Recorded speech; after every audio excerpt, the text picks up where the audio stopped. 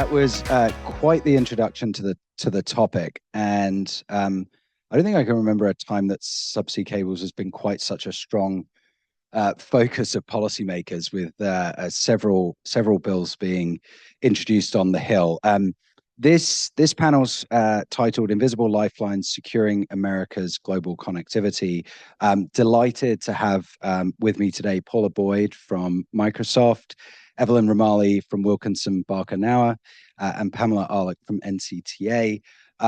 Thank you all so much for joining the discussion today. Let's start off. I know we've heard a lot about subsea cables today, but just wanted to do a little bit of level setting for those in the audience who maybe don't have a storied career in this space. What is the importance of subsea cables, and why do you think they are getting so much attention at the moment? Maybe Pamela, I can throw it over to you first.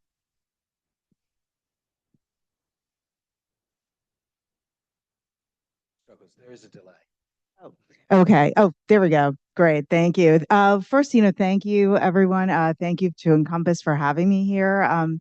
Yeah, it's interesting because for NCTA, so I'm a vice president and associate general counsel at NCTA, the Internet and Television Association, and this is actually a pretty newer issue for us.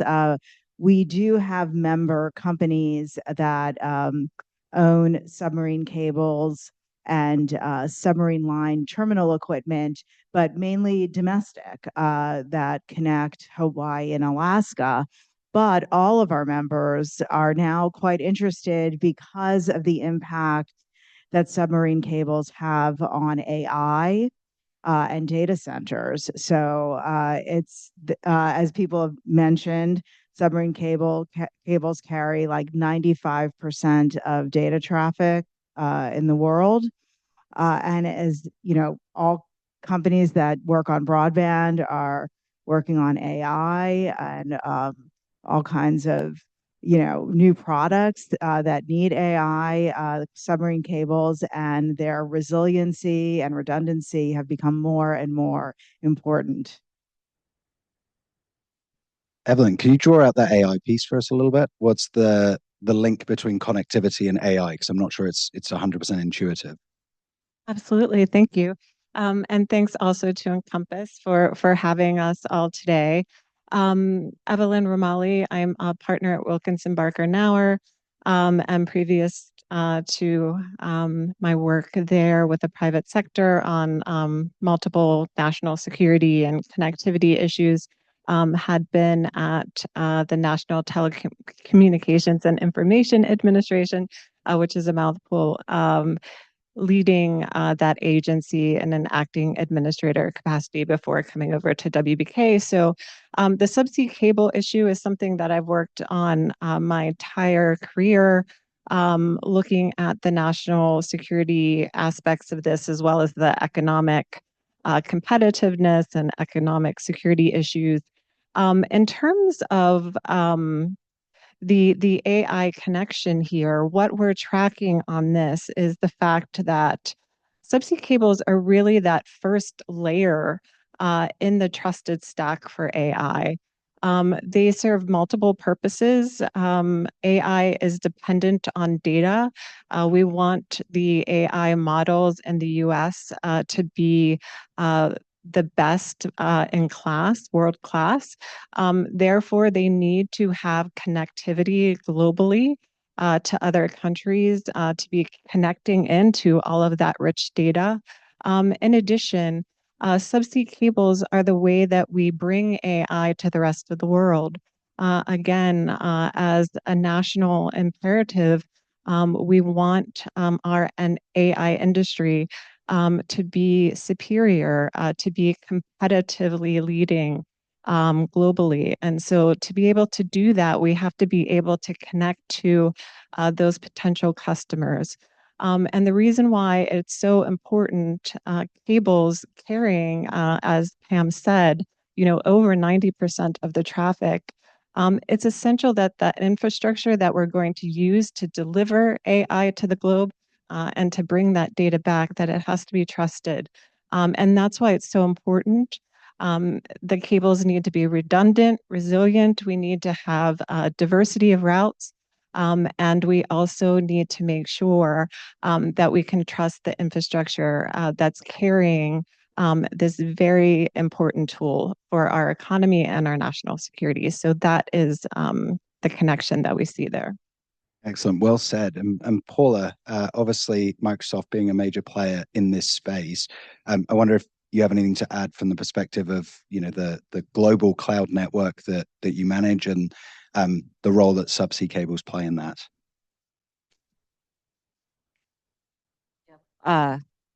Hopefully folks can hear me. All right, great.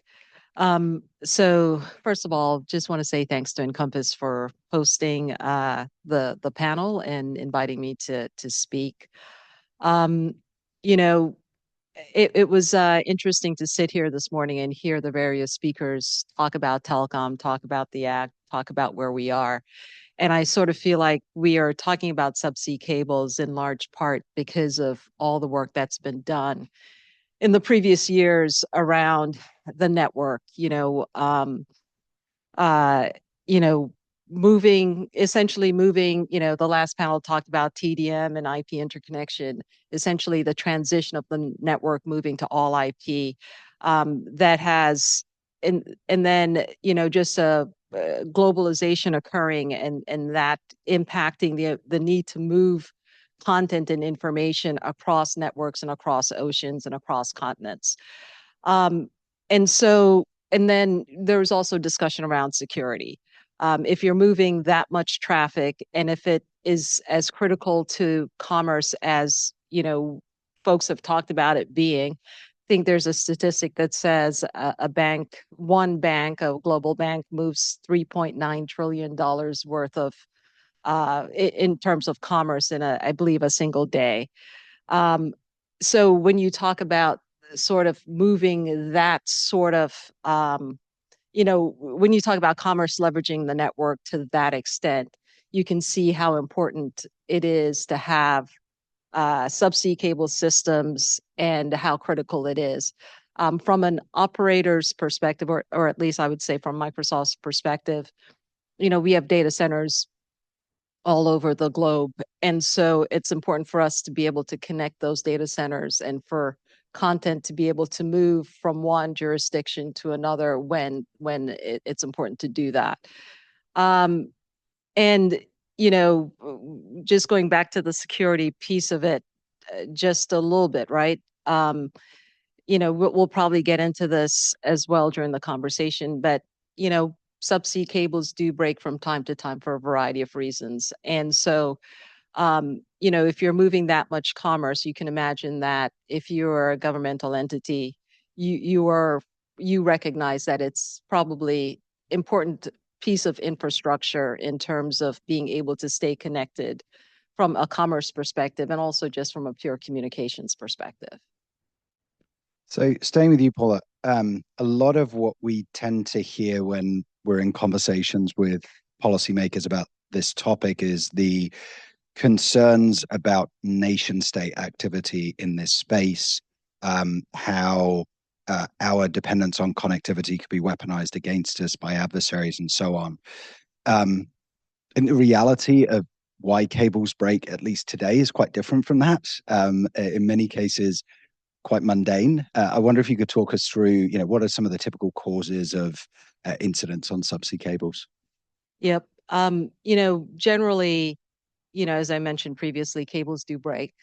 But that's a part of the business. That's a part of how the system is operated and what we plan for. Oftentimes, in most instances, those breaks occur from accidental reasons, anchor drags, fishing, incidences. I think I saw a statistic that suggested that maybe 86% of the breaks are because of those two things, anchor drags and fishing. You can also imagine that when there are things like earthquakes undersea, that can also damage cables. And so, from that perspective, we see it as simply a part of doing business and something that we plan for. I also saw another statistic that suggested that as the number of cables have increased, I think between 2013 and 2024, it has increased significantly. The number of breaks have not. And that's in part because, I think the suggestion was that it's in part because there's just a simply better surveying of the ocean floor, so you have a better sense of the routes, and you know um and you're also understanding how much or how better to sort of bury your cables, how better to armor your cables. And so that point is, as an operator, that's something that is front of mind for us. I mean, those cables go in, and the lifespan of a cable is 25 years. And so it's important for us to be able to have full use out of cables, and put them in the best possible position to weather the environment that they're in. I think the statistic is somewhere around there's 597 cables. There's about 150 to 200 incidents per year, obviously with variation. But to your point, Paula, that number hasn't risen even as the number of cables has risen. So we're doing some things right, even as we may want to do some things better. I think that covers well the availability piece. Evelyn, could you talk us a little bit through the supply chain aspects of this as well? Because as with anything, the risk doesn't stop within the entity that owns and operates the cable, but you have to think through the sort of full lifespan. Right, absolutely. And so, yes, the supply chain issues are what we spend quite a bit of time on. And really, I think there is a sense that we're spending more time on subsea cable security than we perhaps had in the past. And I do think the supply chain issues are what, at least within the federal government, was a bit of a wake-up call in terms of the national security agencies paying more attention to the security aspects of cables. As we were seeing, certain foreign adversaries, China and others, building up their capabilities in the information and communications technology sector, around 5G, other areas, there was the sense that they were extending their foray into cables as well, that this was part of their strategy to be, being dominant in the digital economy and the digital market space. Lots of laying cables in the southern hemisphere and other activities in terms of their ability to really lower low-cost products. So we were seeing those same trends in the subsea cable area, again, from those foreign adversaries. Why this is important is that, and why we need trusted infrastructure, especially with subsea cables that are such a critical infrastructure for us, is because of, so there's the physical availability side, but there's also the fact of being able to get the supplying components that you need. So if we're depending on, say, a country that we potentially could have a conflict with from a security perspective, we don't want to be in a situation where it's an infrastructure as essential as subsea cables that we cannot get the equipment that we need to keep those cables up and running. So there's a reliance issue there from a supply chain issue.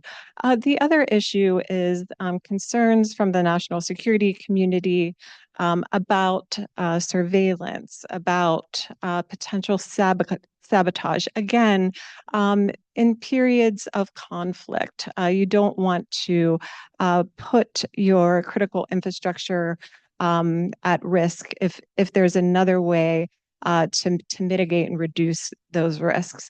One concern I would say that really started to get attention of the national security community, again, from that supply chain, who are you putting in to this essential infrastructure and can you trust them? Is a fear that when there are untrusted players on those cables, that they have the potential to exfiltrate US sensitive data. They may be storing that data.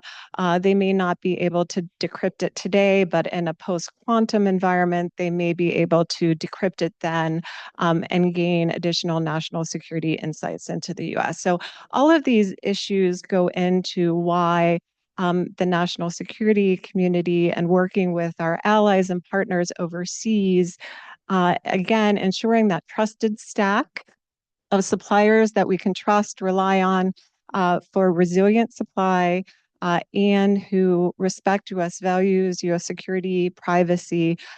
That's why it's so important that the supply chain for cables is protected. Excellent.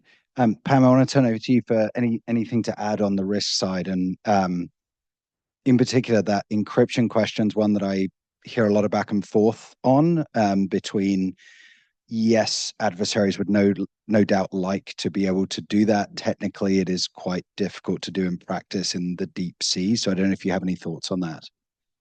Yeah, I've heard the same thing. I think it is probably pretty difficult to do. But I guess the consequences could be pretty, incredibly consequential if you were able to. I mean, I was just thinking about just in terms of like an AI. I don't know if anyone has taken a Waymo in San Francisco. I took one recently. Like my son goes to college out there, and he absolutely loves them. Because he doesn't like to talk. He gets annoyed when any Uber driver wants to talk to him. And so he convinced me to take one with him, and I was really terrified the entire time. But honestly, it was a great experience. But then I read that the power went out and they all stopped. And that was not, I mean, that wasn't sabotage or anything. But I was thinking about how like you could, if I think it would be hard to do, but you could potentially, and as technology like that gets more and more pervasive, I understand why there's a concern, and so it is really important to guard against it, and and I know that, and it's historically a lot of telecommunications equipment has been manufactured in China. So it's just something that we've, and at the FCC, I know that they've, done a lot to get away from that. And, it's just something it's an ongoing process for sure. Definitely. And it reminds us of dependencies, right? It's not, we don't really have the choice to go back to a pre-internet era. I'm not sure if we would if we had the choice, but to your point and Evelyn's point, you need to strongly consider those dependencies and kind of factor in the risks there. So having talked through a little bit of what the risks are, what should we be doing about them? What should governments, let's start there, be focused on as far as driving resiliency, redundancy, security in this space? Paula, maybe I can turn to you first. Sure, I'll jump in. I think from our perspective, Evelyn mentioned it, and you've also just touched on it. Resiliency and redundancy are just super important, right? We're anticipating that if you can get those things right, then the risk of sabotage or just simply dealing with a break, a routine break is going to be less impactful. I think from our perspective, I think making sure that you can get authorizations done, applications done pretty quickly, I think is really important. If there's such a long life lead into sort of everything that you need to do to install your cable. it takes years. That process is a matter of years. So being able to hit the application process and move through that process quickly is really important. Also think that it's, as part of moving through that process quickly, it's really important to make sure that the rules that you need to comply with are transparent, that they're clear, that they're in the FCC's regs, so you know what you need to do before you get in the door. And so you can move forward with the most complete application as possible.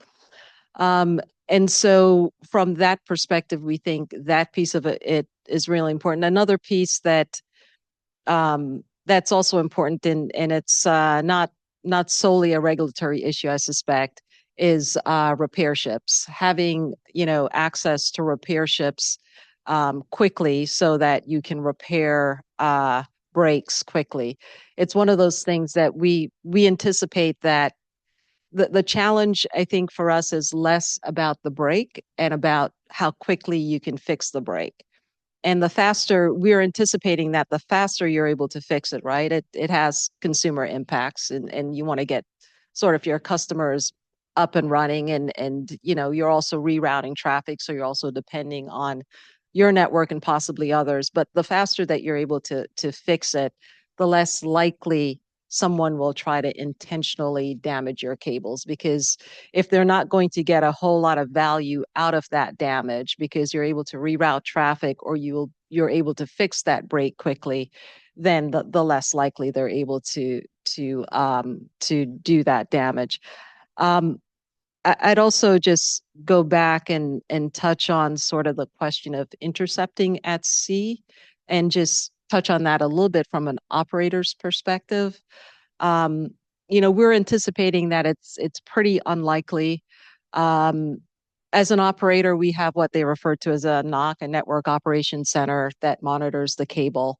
And so we're anticipating that if traffic were to be intercepted, that you would be able to identify the change in sort of the flow of traffic over your network. We also are anticipating that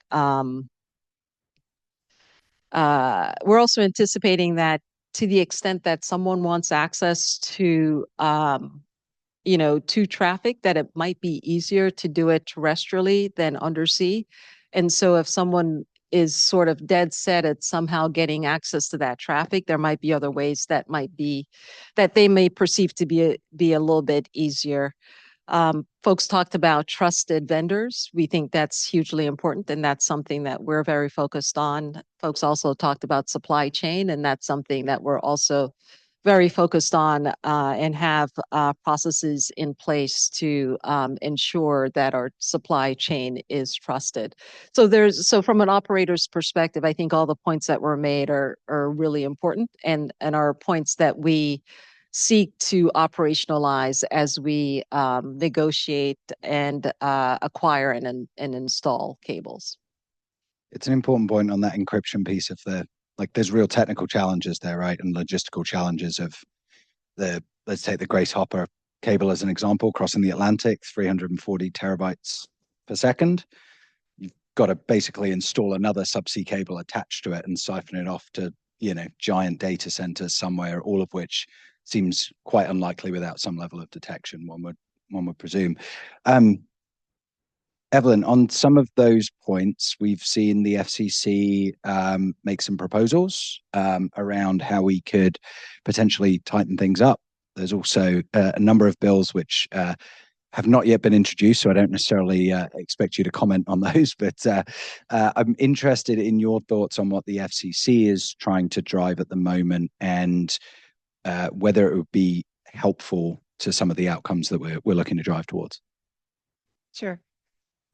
So yes, the FCC has had a process going on for the last year, a bit more, and they have worked really hard to partner with industry to understand industry's concerns.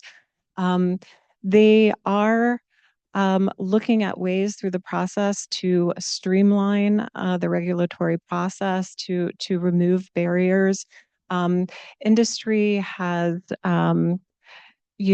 been very active in the FCC process, explaining how much redundancy there is across the federal agencies in terms of reviews for FCC licenses for subsea cables.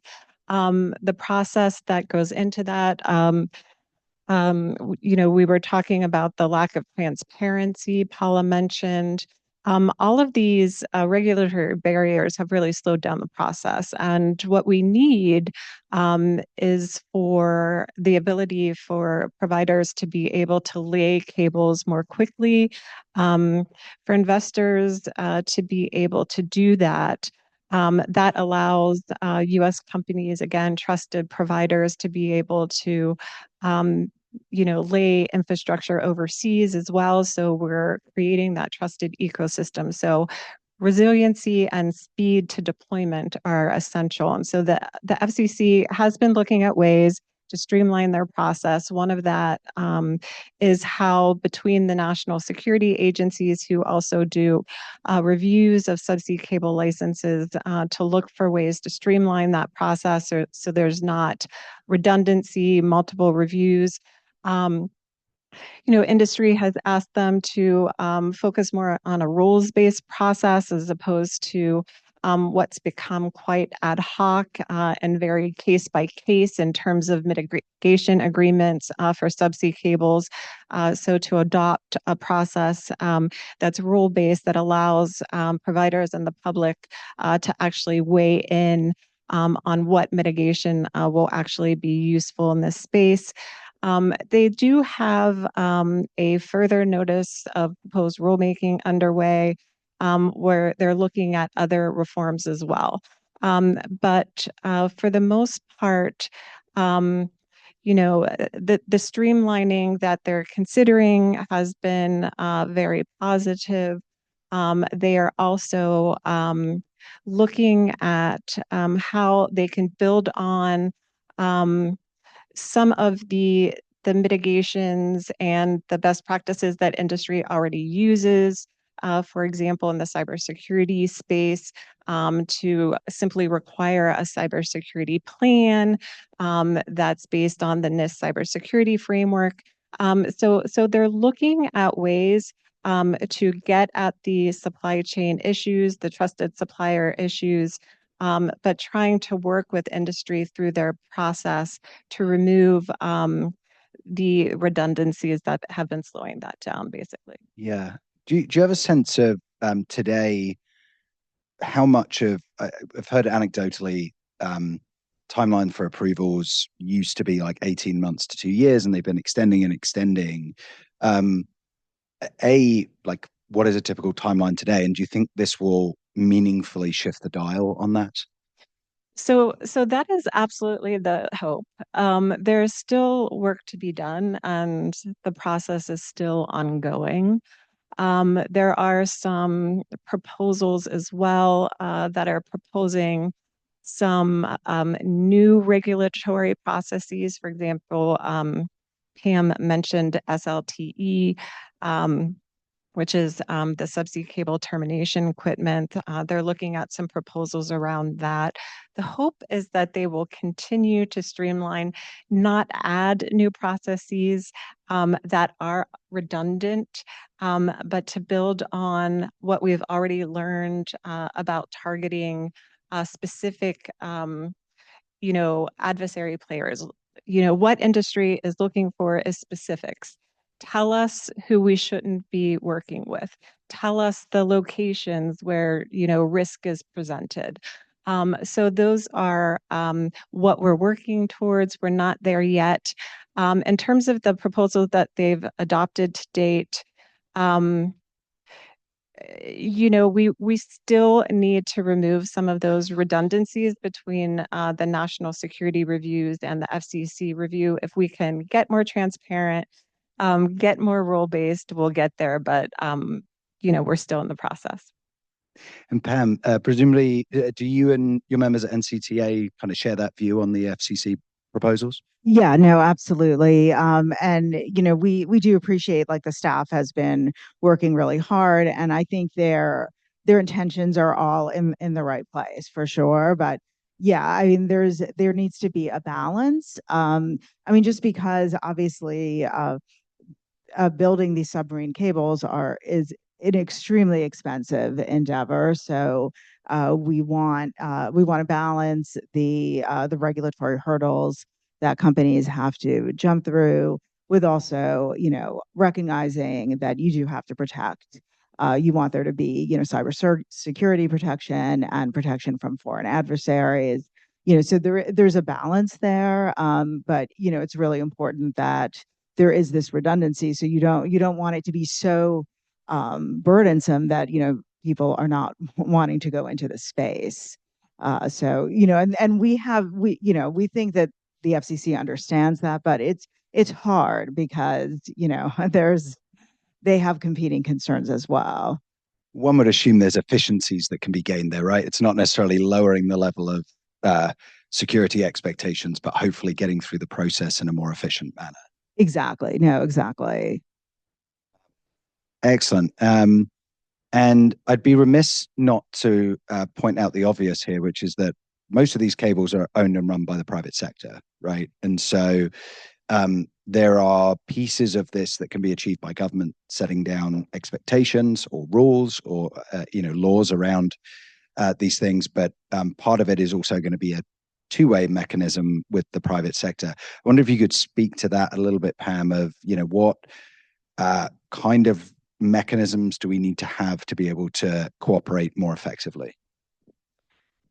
Yeah. So I do think, some of the things that the government can do, I'm thinking like in the broadband space, something that and this is sort of a long-term goal, is to encourage more equipment to be produced in the US, like the CHIPS Act, that's something that's going to take a while. But because that's a big problem with like semiconductor chips being only being produced in China. So if that's a big concern, if the government could encourage companies to build more of the equipment in the US, I mean, that's something that I think that could be helpful, but that's obviously a long-term uh, situation. That's not something that's going to happen overnight. Uh, but yeah. Paula, as one of those private sector companies, what would you like to see from government as far as establishing mechanisms for that closer dialogue? Yep. Yeah. So that's a really good question. Sort of the two things come to mind. The first one is just I think Evelyn may have touched on this earlier, just the sharing of information, threat information, having sort of a mechanism for sharing that, whether or not it's unclassified or classified, I think is just hugely helpful. You know, One of the ways to think about it is that as an operator, when we're operating our network, we see what's happening to our network, but we don't necessarily see what's happening to other networks. And so being able to understand if there's anything that's impacting the totality of the cables or the ecosystem, that is hugely helpful.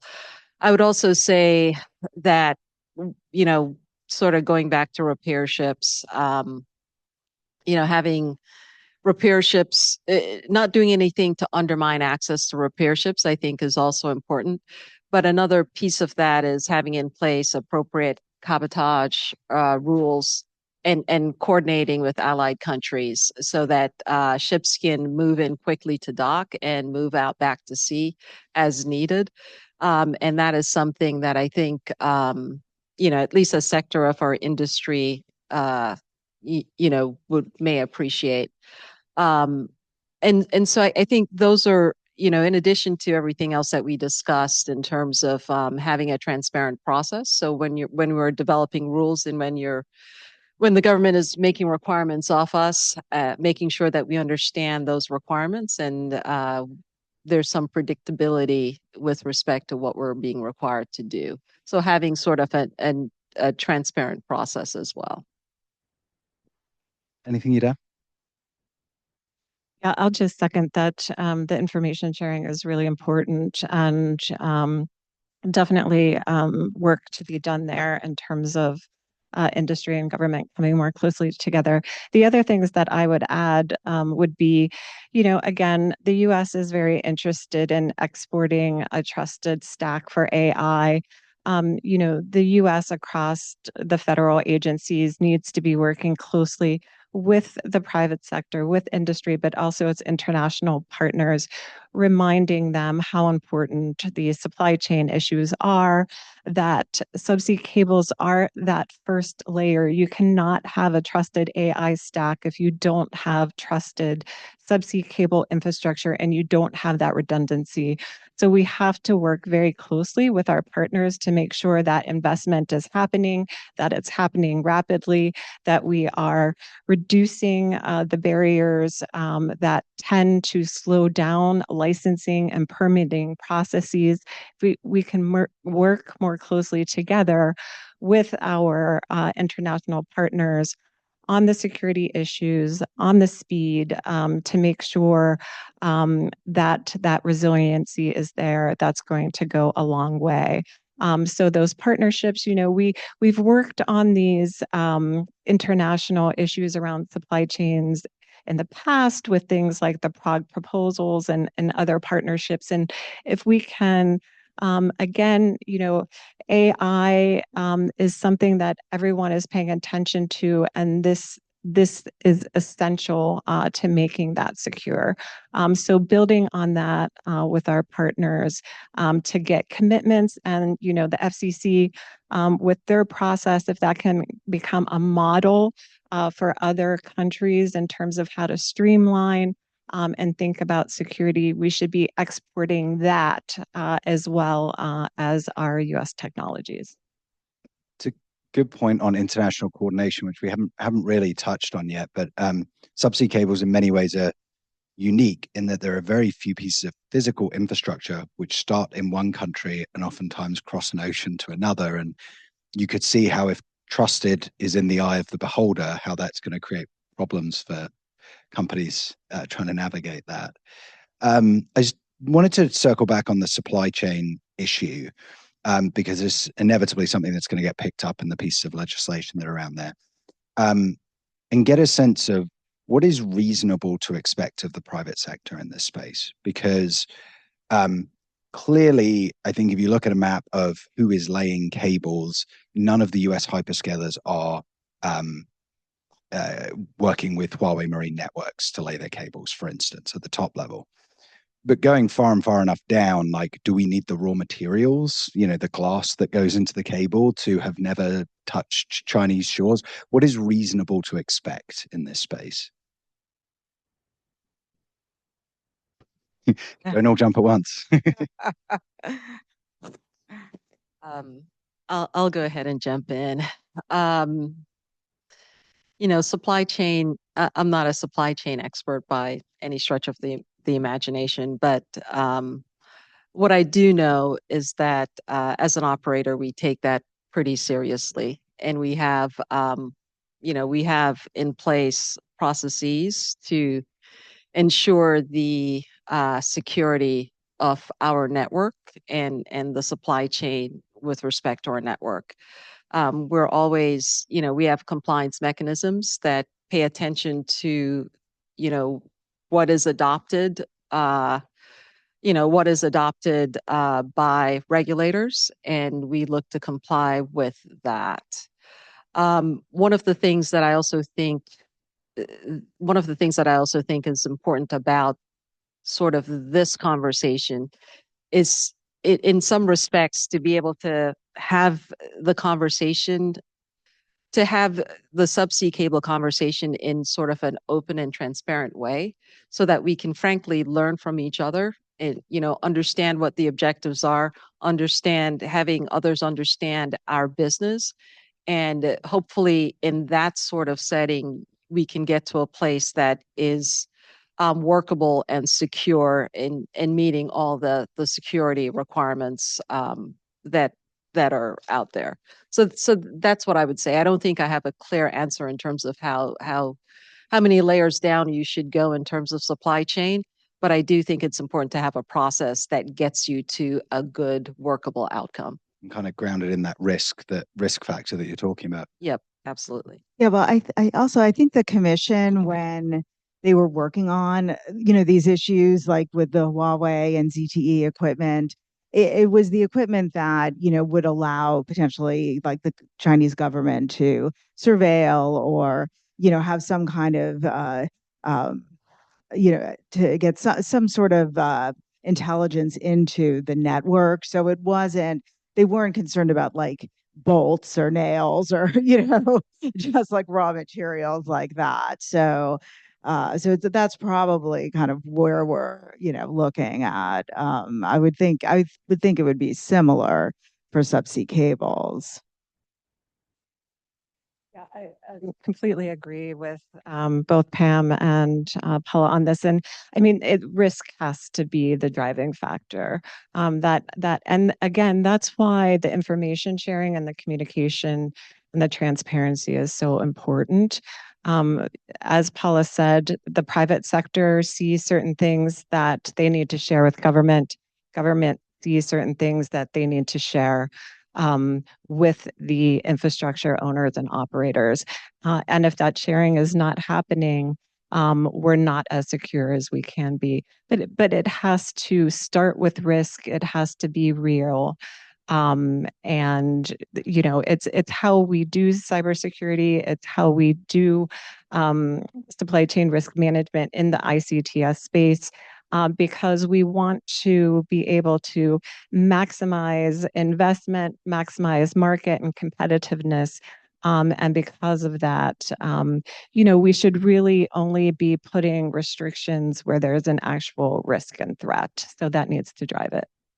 Excellent. How are we doing on time? Do you have time for one last question? Oh, okay, we got plenty of time then. All right, so I want to do a bit of a forward look then. If INCOMPAS was kind enough to invite us back a year from now, what would you hope are a couple of things that we have kind of formalized or achieved over that period of time that are kind of meaningfully get us towards reducing some of the risks to this infrastructure?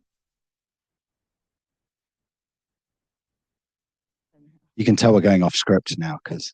Well, the commission is they do have an NPRM that they're working on. So, I mean, I think it would be nice for them to complete that, for them to streamline some of their processes for subsea cables, and to clarify the requirements more. I think for the private sector, I think that would be incredibly helpful, and that's something that they will hopefully be doing in this next year. Yeah.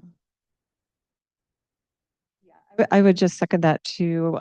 Seeing the FCC process come to a positive outcome. Again, they're heading down that path.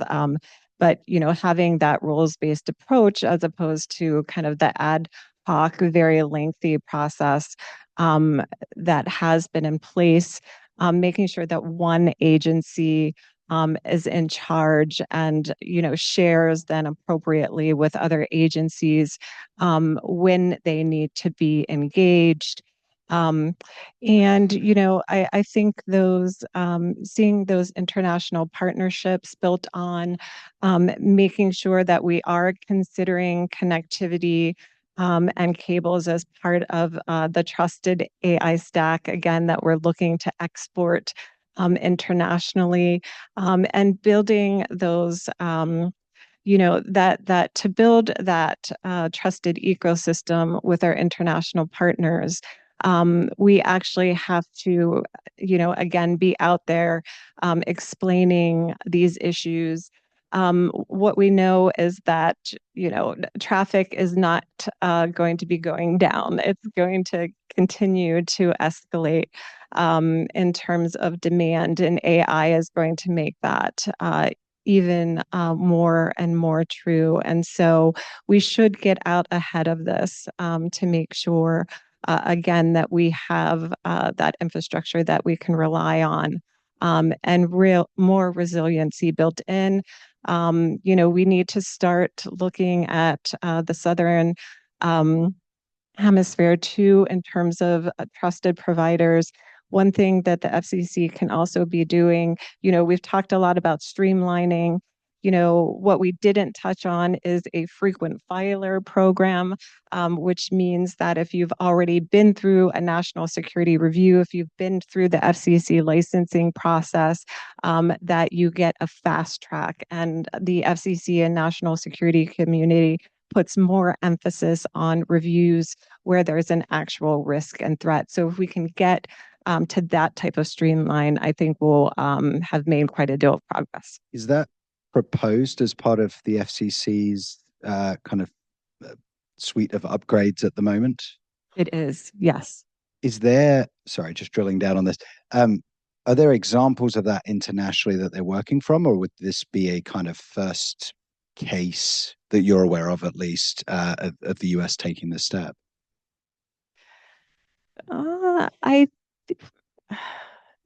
I think there are other examples out there, but in terms of the FCC taking this step with its licensing processes, I think this would be the first time I'm doing that. Yeah.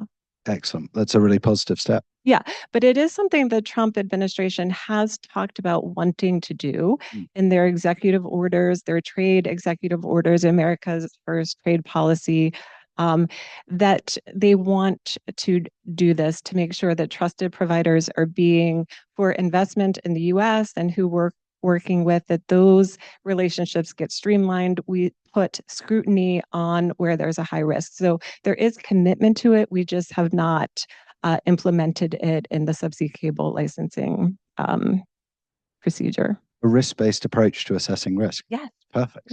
Yeah. Paula, what about yourself? Yep. I probably second everything that's been said so far by Pam and Evelyn. Having the FCC's proceeding done and done in a positive way, I think would be really important.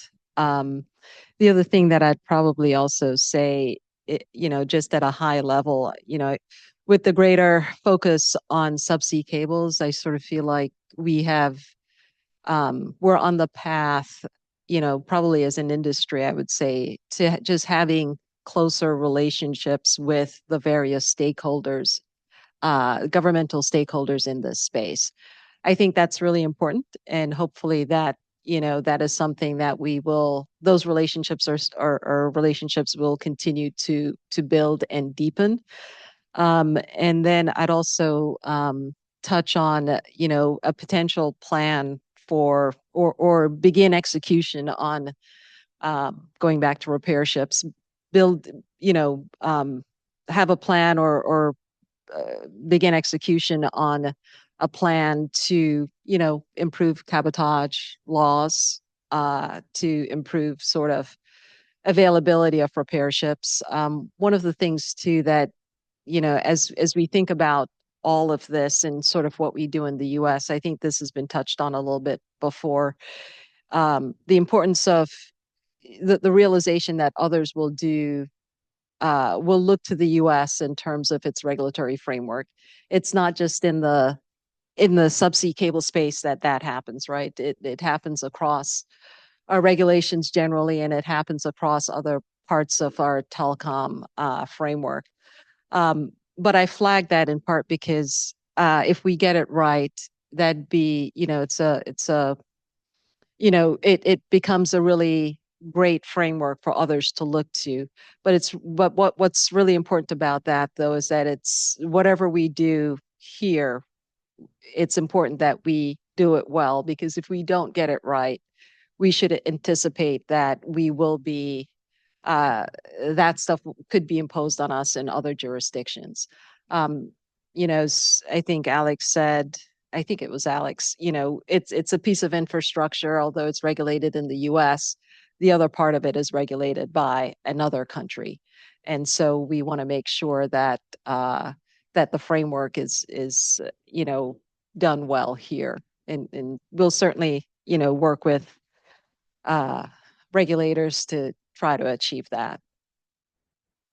And that nicely transitions into my own, which is I completely agree on that international piece. My hope is, because the US is influential globally and because more cables land here than any other country in the world, that we will both set the tone, but also reach out to partners and come to shared agreement on things like trusted vendors, where it would be almost impossible to imagine us trying to run a globally interconnected supply chain where every single country has their own vision for what trusted means. So hopefully we can bring along international partners on that. But for now, I just want to close by thanking INCOMPAS so much for giving us the opportunity to talk with you all today. To you all for listening to us for the past 45 minutes or so. And finally, to the panelists, and please join me in giving them a round of applause.